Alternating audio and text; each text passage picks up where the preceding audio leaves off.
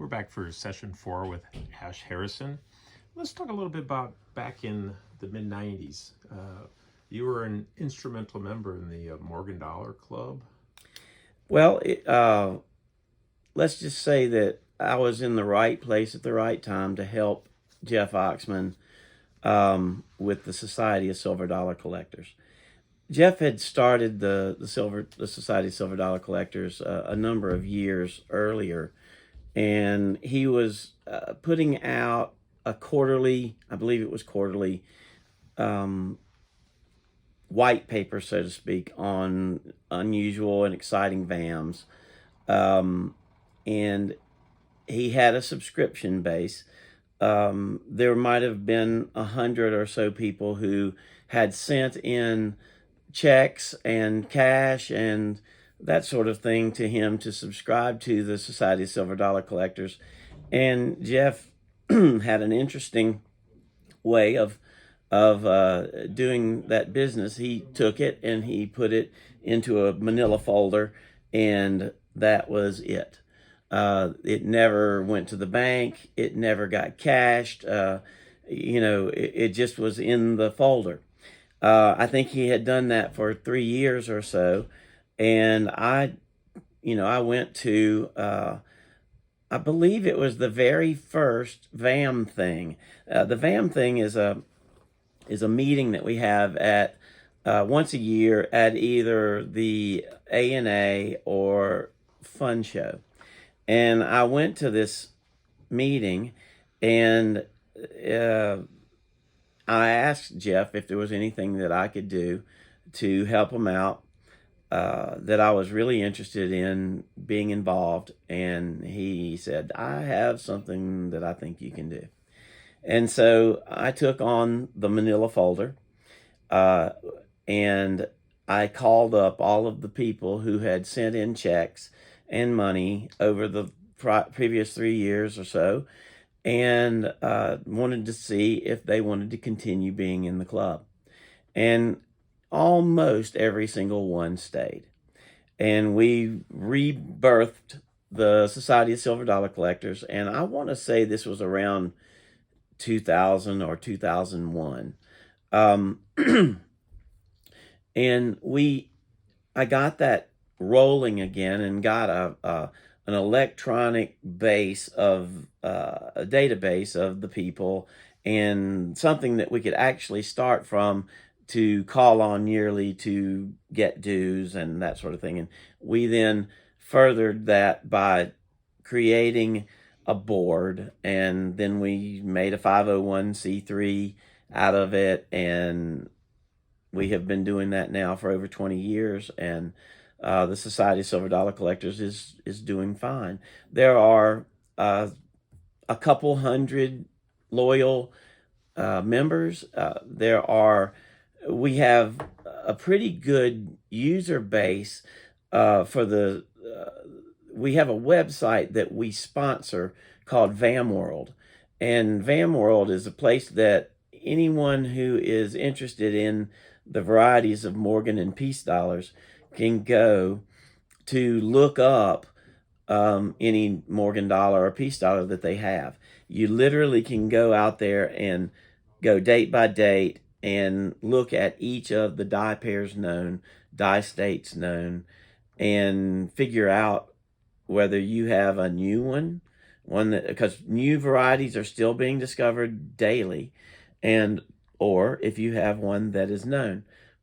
And there are parts of that website that you can go to. Here's just showing really quick. This is what the VAM World website looks like, and all kinds of lists of the different VAMs, attribution guides, and lots of little buttons to click to.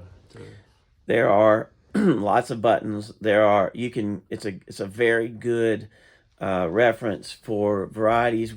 This particular website costs absolutely nothing.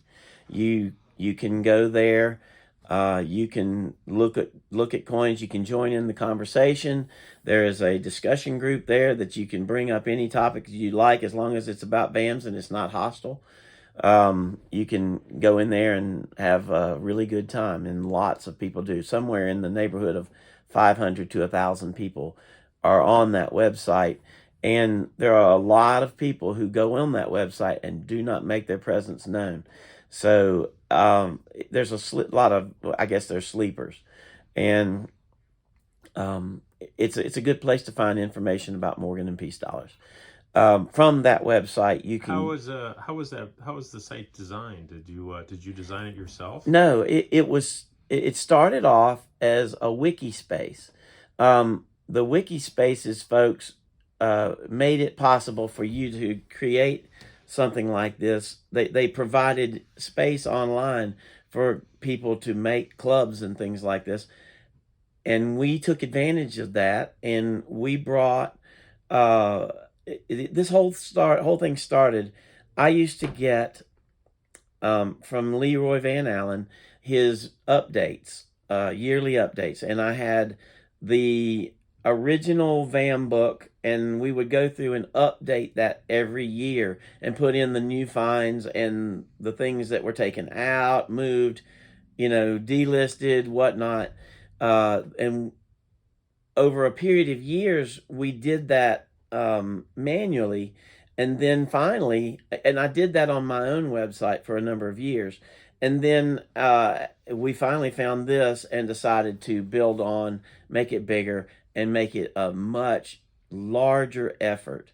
And there are dozens of people who have made amazing contributions to the VAM World effort. Yes, I got the original permission to use the files from Leroy. John Baumgart and several other folks really took that and created the VAM World site and turned it into what it is today. I don't make a lot of edits to that site anymore, but I still like to look at it from time to time. The site that I'm more involved in is the Society of Silver Dollar Collectors website, which includes a registry. And similar to the PCGS registry, we have a VAM registry, and it includes a whole lot more sets than what PCGS lists. And so you can also put coins from basically any of the third-party slabber guys. Is the society only Morgan dollars, or is it No. The Society of Silver Dollar Collectors is silver dollars in general. There are bust dollars, trade dollars, peace dollars, and Morgan dollars out there, including Eisenhower dollars, I believe. The intent is all dollars, and it's just as interest drives it, we build onto that site. And if somebody decided that they wanted to collect a set, that they wanted to make a set and run it as a registry set of, I'm going to make this up, all dollars with a zero in the date, they could. And literally put the best set of Morgan dollars or peace dollars with a zero in the date. Believe me, I'm being facetious, but that sort of granularity is possible. If you've done that, you don't be embarrassed to admit it. Oh no, I haven't done it. I just made that up on the fly. Don't worry, I'm not that nuts, but things like that have been done. I mean, coins with ovaloids.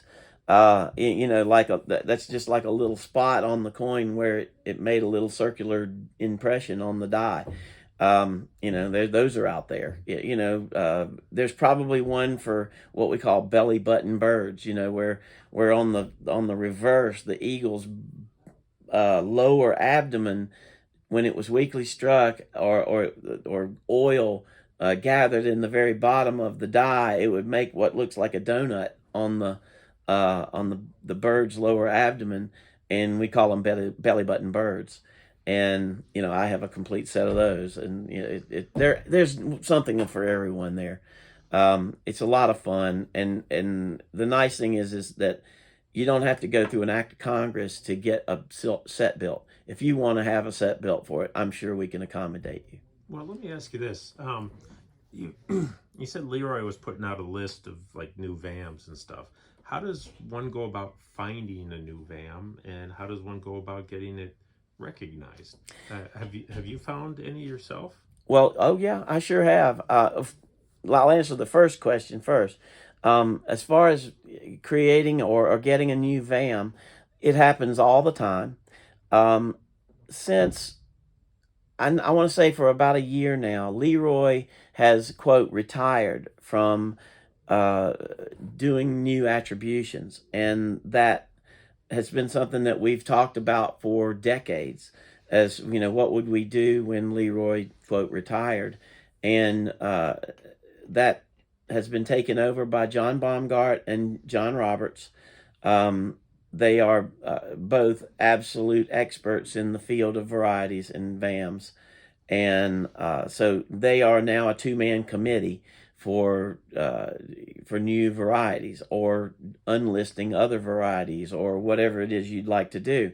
But the process is, let's say that you find a coin, you go on the VAM World website, you search the thing, and you can't find that coin anywhere. You put that coin up for review on the discussion board, and if no one can figure out what the variety is, you can send it to John Baumgart or John Roberts, and they will look at it and determine which VAM it is.